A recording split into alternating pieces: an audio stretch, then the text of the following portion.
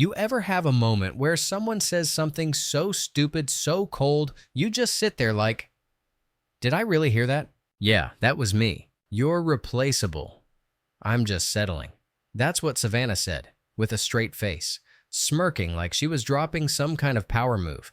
And honestly, that line didn't even sting right away. It felt fake, scripted, like a dumb thing someone says when they're trying to win an argument but got nothing left. Then it hit me. She wasn't just joking. She meant it. Let me back it up for a sec. A year ago, things were good. Or at least I thought they were. I'm Logan, 29. Sheriff's deputy in a small Texas town. Been on the force almost 7 years. Met Savannah during a night shift after a car wreck. She was the nurse who helped clean up the scene. Gorgeous, smart, sarcastic as hell. I was hooked. We started seeing each other and it just worked. For the first 6 months, we were glued together. Late night Whataburger runs. Her falling asleep on the couch in my hoodie. Me showing up at the hospital with snacks during her 12S. That kind of thing. I brought her into my life. Fully in. Introduced her to my family. Let her move into my place, mortgage paid off, quiet neighborhood backyard for her dog.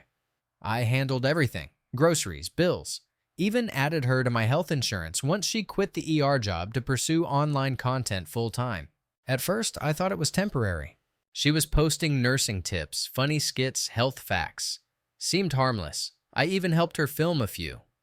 Hell, I thought it was kind of cool she was doing something creative. But then the content changed. Suddenly, it was just outfits, poses, vague storytime rants about toxic exes. I'd come home after a 14-hour shift, and she'd be live streaming in a sports bra, ranting about protecting your energy with fairy lights behind her and some auto-tuned TikTok audio playing. I barely recognized the woman on camera. 6 months ago, things really started slipping. She stopped making dinner, stopped texting back, would leave for hours meeting collaborators and wouldn't even say where. If I asked, she'd roll her eyes. You're so controlling. I'm not on your leash, Logan. Nah, I wasn't controlling. I was just confused. She lived in my house, ate my food, used my credit card. But suddenly I wasn't even allowed to ask where she was going. And I ignored so much. Like the Venmo payments labeled Uber sent at 2 a.m., the nights she'd come back drunk with glitter on her neck. The scent of some other guy's cologne clinging to her jacket. But I didn't want to believe it. I kept thinking I was being paranoid. Until she said the line. Last week, Tuesday night. I got home late, traffic plus a standoff. Exhausted. All I wanted was to crash with her and watch trash TV like we used to. She was on the couch scrolling through TikTok, laughing at something I wasn't part of. I sat next to her. Said real soft, "Hey, I miss us. Feels like we've been off lately." She looked up, smirked, and hit me with that. "You're replaceable. I'm just settling." Like it was a F*** King joke. And when I didn't laugh, she goes, "Relax, I'm kidding. You're so sensitive lately." Sensitive. No, I was pissed, but I didn't show it. Instead, I went to bed, didn't say another word. The next morning, I woke up early, sat at the kitchen table staring at my coffee, thinking, this wasn't love.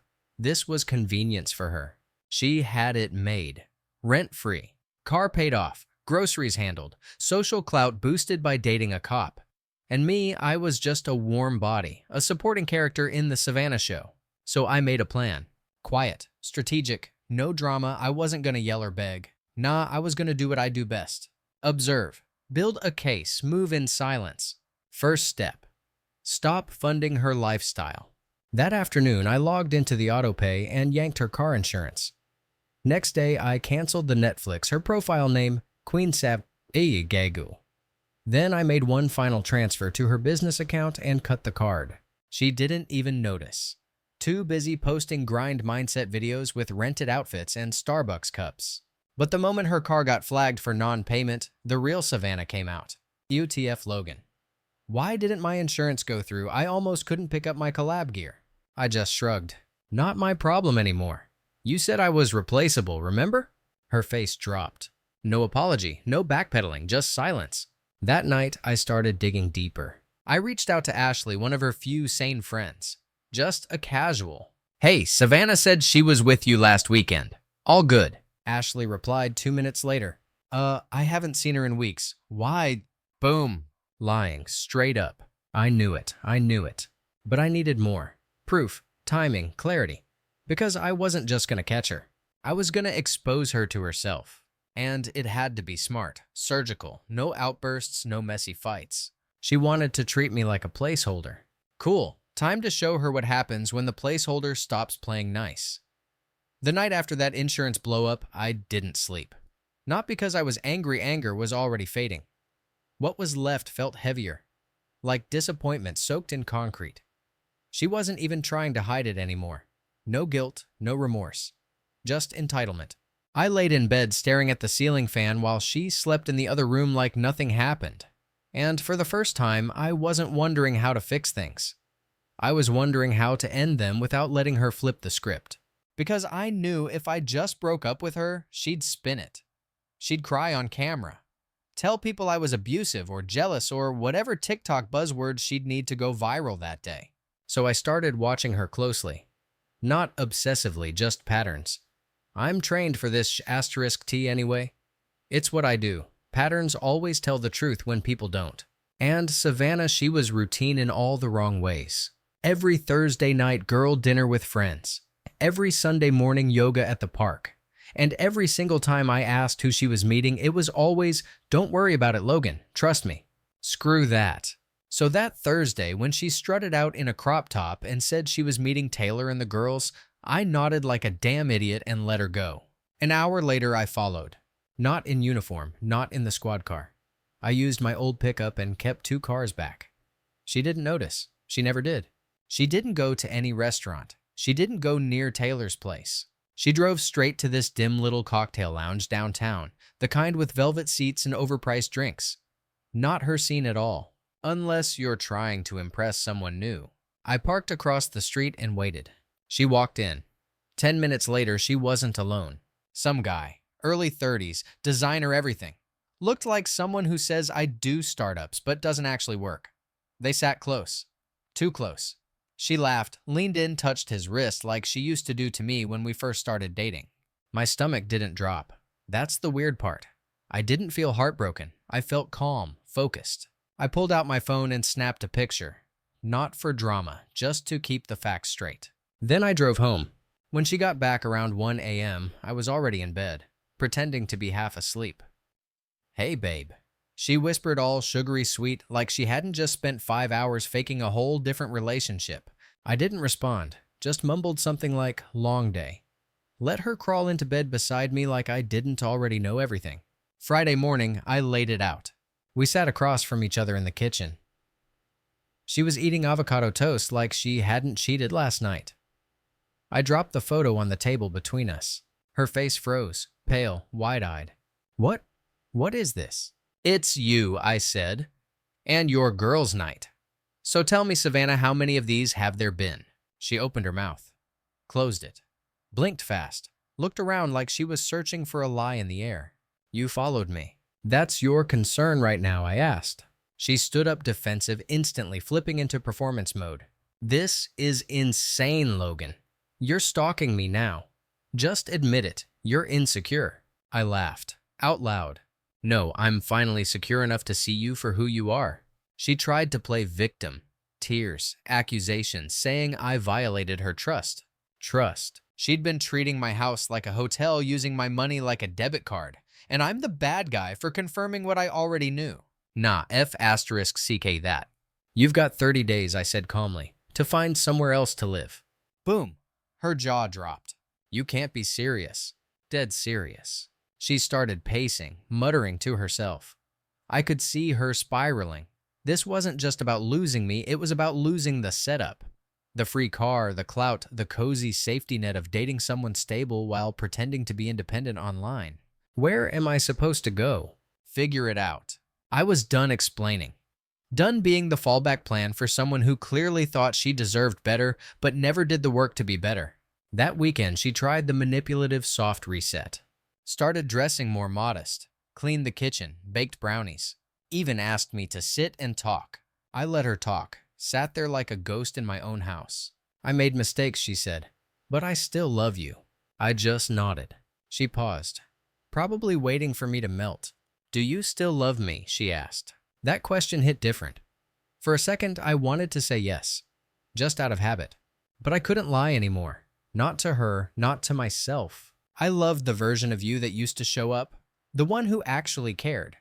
That version hasn't been around for a long time. By Wednesday, *T escalated.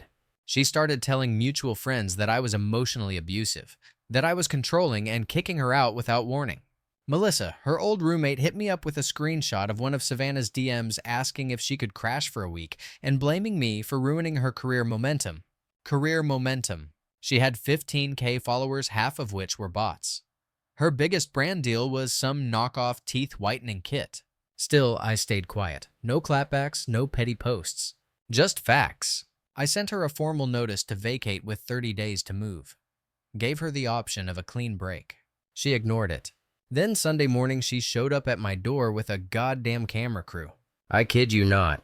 One of those influencer girl squads with matching outfits, a ring light, and a guy holding a gimbal. She was wearing white, like some fake pregnancy reveal shoot. "What is this?" I asked, already feeling my pulse in my ears. "I need to go live and speak my truth," she said. "People deserve to hear both sides." "Savannah, get off my porch." She stepped closer. "You don't get to kick me out and smear my name. I'm pregnant Logan." And just like that silence, my heart did skip, but not for the reason she wanted. "What?" "You heard me. I'm pregnant. It's yours." I stood still. Didn't blink, didn't flinch. I just stared. "Cool, show me a doctor's note, right now." Her face twitched. The camera guy hesitated.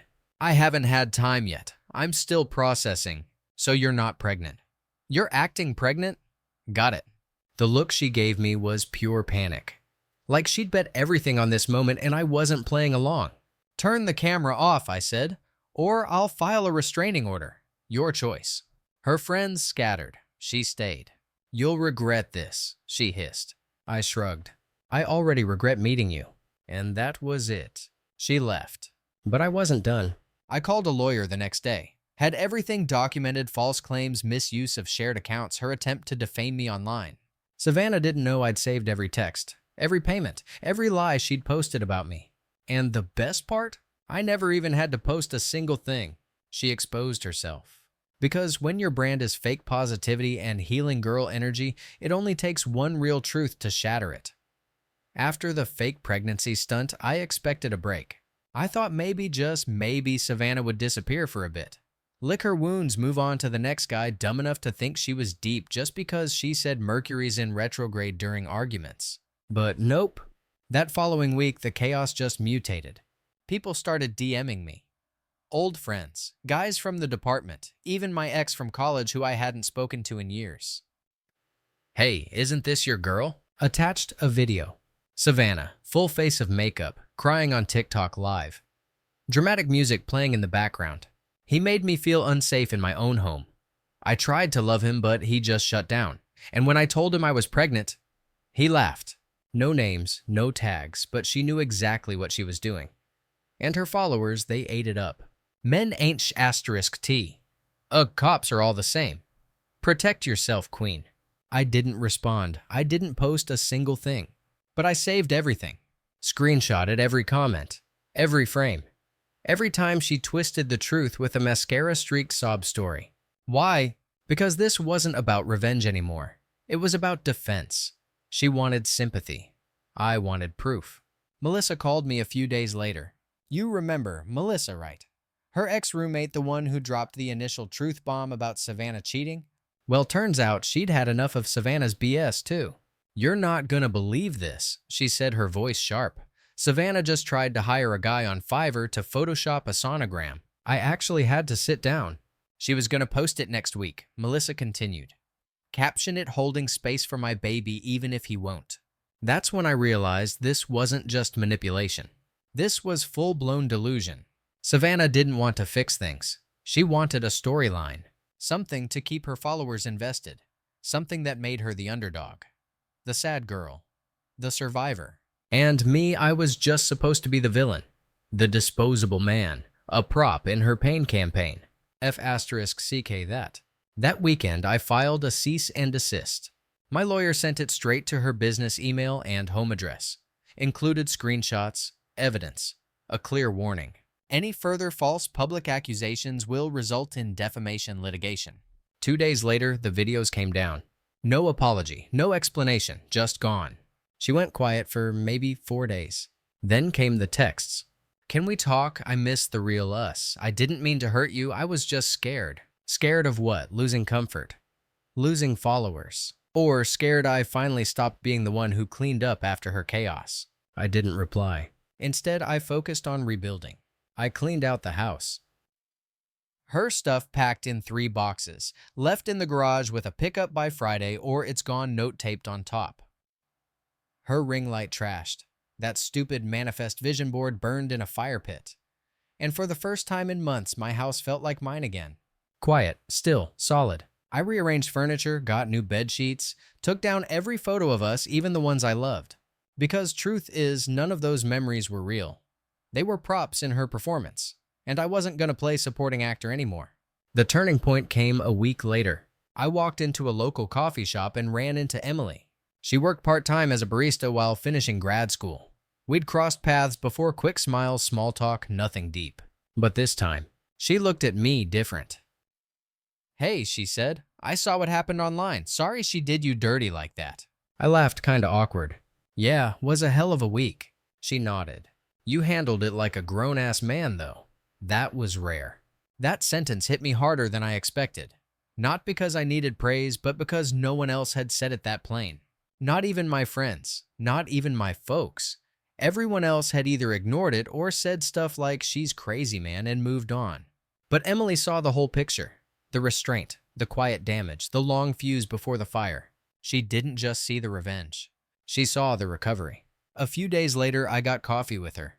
Then lunch. Then dinner. And something about it felt easy. No cameras, no clout chasing. Just 2 people actually showing up. She listened. Like really listened. And she didn't try to fix me or compare notes or drop hot takes about healing energy. She just let me exist.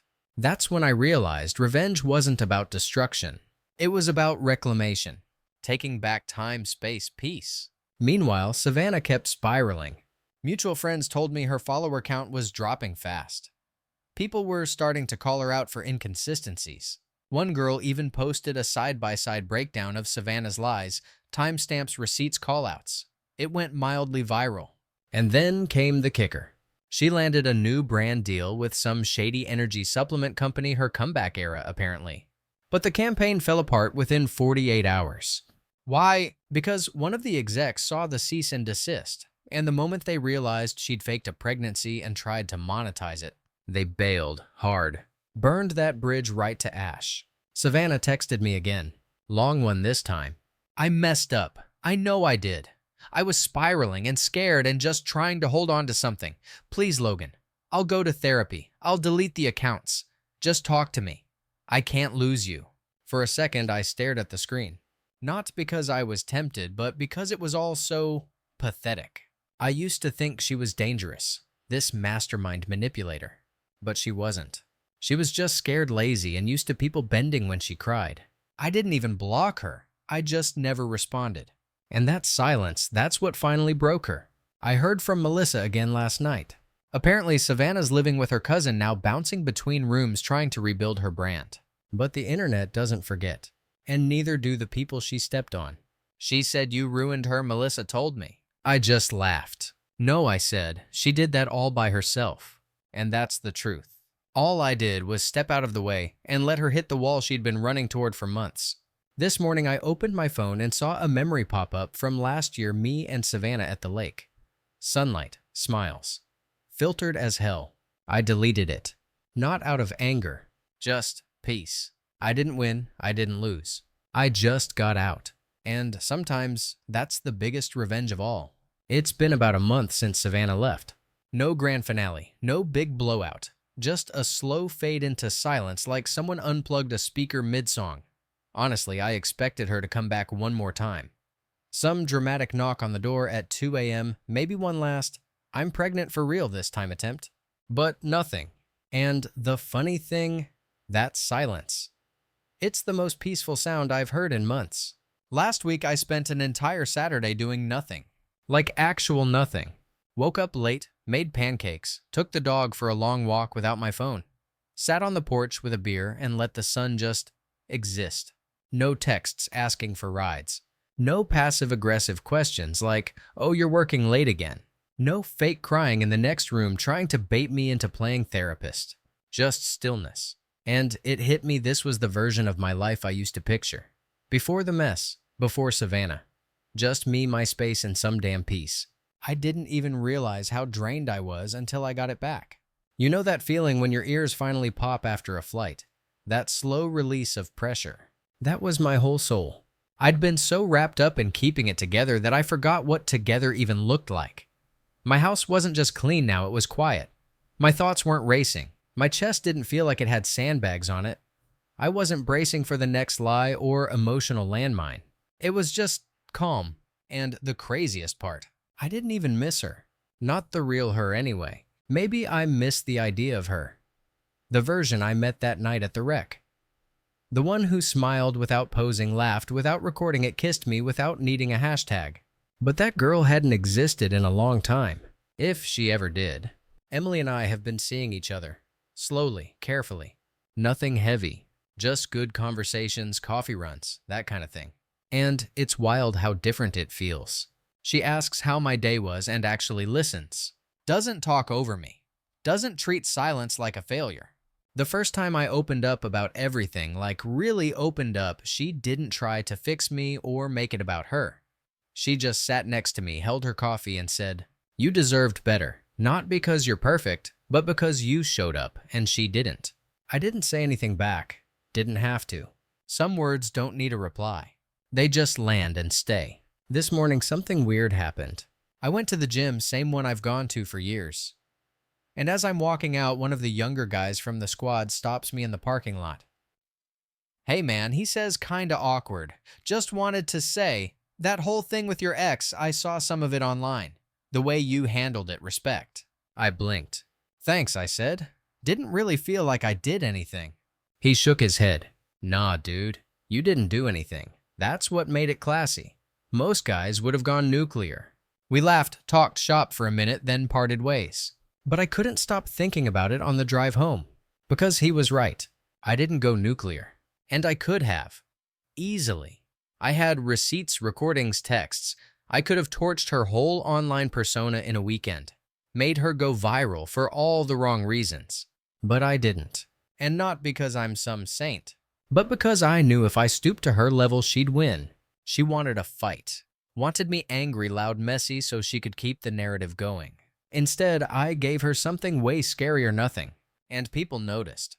Funny thing is, Savannah did try to spin it again. A few days ago, someone sent me a screenshot from her backup Instagram. She's still trying to rebuild, posting healing journey crap with captions like, "Even when they break you, you have to find the strength to rise." No accountability, no clarity, just more victim cosplay. But the comments, different now. Way more skeptical. "Didn't you fake a pregnancy though, girl? You were on live crying about a man who paid your bills? This ain't healing, this is rebranding." I didn't comment, of course. Never will. But damn, karma's got good timing.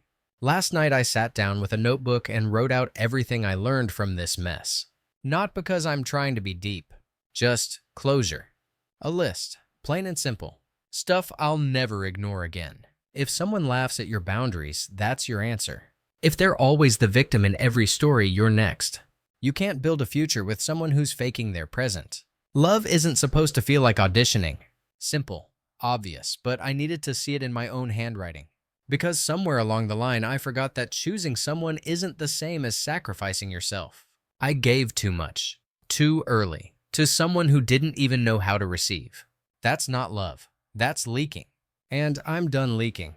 This weekend, I'm going out of town. Just me, no company, no noise. Found a little cabin 2 hours out right by a lake. No cell signal, just trees, water, and whatever the hell my mind feels like doing. Not gonna lie, I'm a little nervous. I've been in fight or flight mode for so long, I forgot what stillness feels like without a threat behind it. But maybe that's the point. Maybe healing isn't about forgetting the damage. Maybe it's just about realizing it doesn't define you anymore.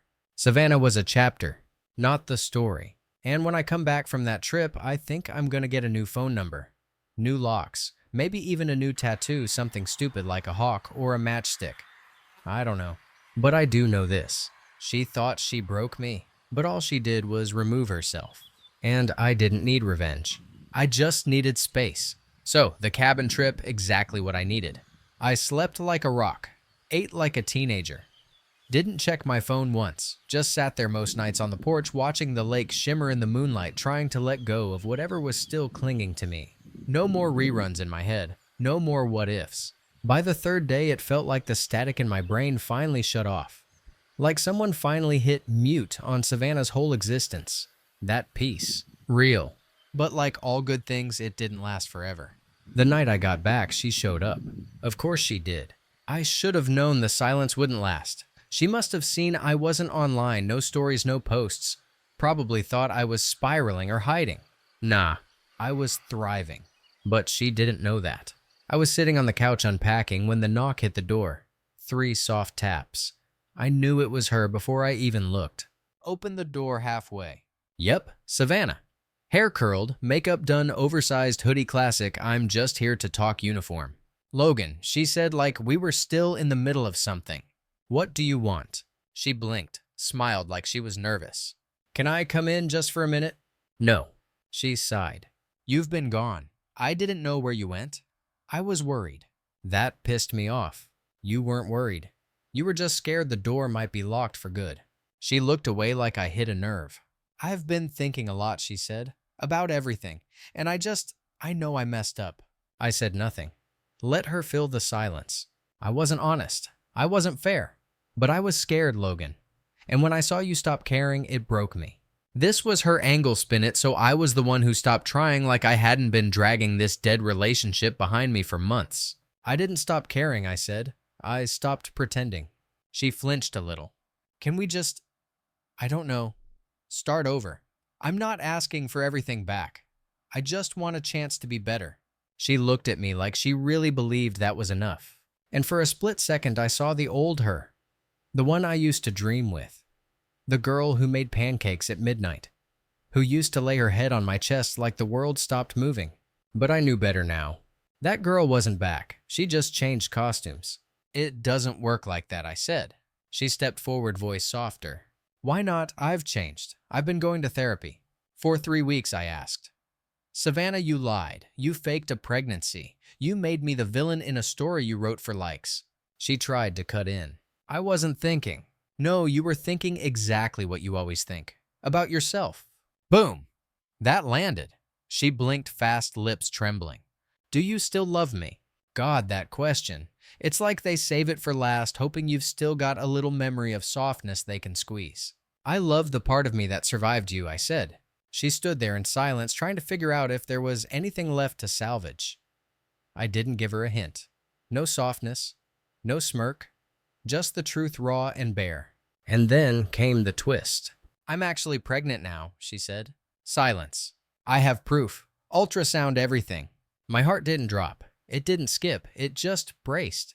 Because I'd been through this movie before and I wasn't gonna flinch at the sequel. With who, I asked. That shook her. It's yours.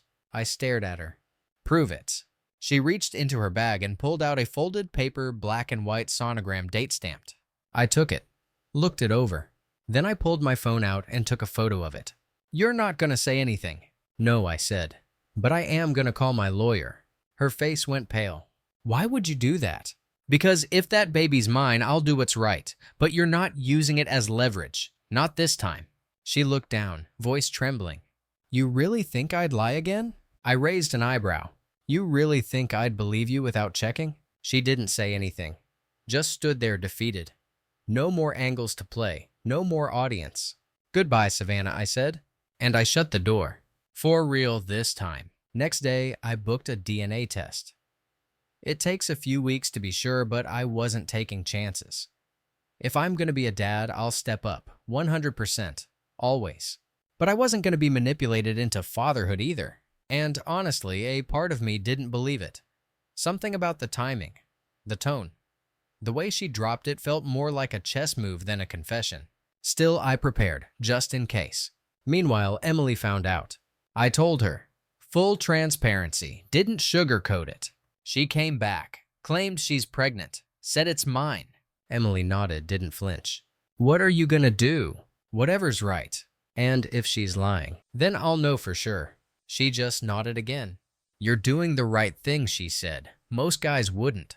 That's when I realized I wasn't just surviving anymore. I was rebuilding. And the people in my life now, they weren't guessing who I was. They knew. A few nights later, I got a text from an unknown number. It was her again. You always said I was replaceable, but you're the one people actually stay with. I hope she makes you happy. I really do. For once, it didn't piss me off. It didn't make me feel smug or vindicated. It just felt sad. Because, yeah, she finally got it, but way too late. One last thing happened before I closed this chapter. Melissa reached out. You free for a sec, she texted. Got news.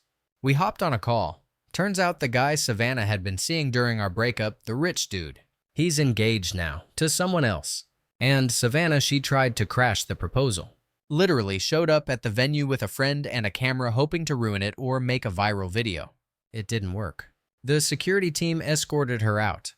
The bride-to-be had no clue who she was. And the dude, he apparently said, Savannah, yeah, that girl needs help. She's not someone you build with. She's someone you run from. Damn. Even I didn't say it that harsh. Anyway, I'm waiting on the DNA results. Might be a father. Might not. Either way, I'm ready to face it. But not with fear, not with regret. Just truth and peace. Because revenge isn't screaming at the person who wronged you. It's being so whole, so full, so unbothered they realize they never broke you. They just removed themselves from the story. And thank God for that.